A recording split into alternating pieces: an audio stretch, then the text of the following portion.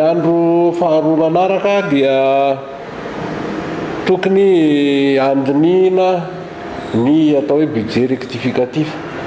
Fotoana moa zao andinina ny teti-bola ary misy fanitsina atao amin'ny teti-bola mazava ho azy fa tsy maintsy mandalo eo anivon'ny filan-kevitry ny tanàna izany.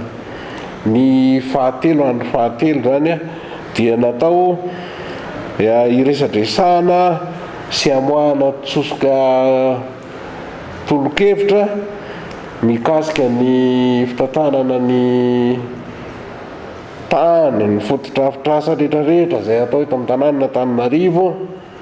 Natao hanomezana toromarika koa amin'ireny isa ilana ny fanaovana ny fanisambahoaka, indrindra satria ilaina dia ilaina ilay ataontsika hoe monographie de zone, ahafantarana koa hoe firy marina ny olona tantanany eto amin'ity tanàna Antananarivo ity ary ifanentana amin'izay ny fampandrosoana izay tokony ho atao.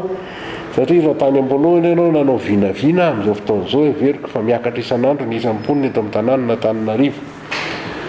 Ao anatin'izay fa resaka fampandrosoana izay dia ho iresahana koa ny hoe plan d'urbanisme, ny commission d'urbanisme zay tsy maintsy amoahana tolo-kevitra ahafahan'ny mpanantanteraka zany manatsara ny asa zay tokony ho ataony andavanandro eto an-tanàna.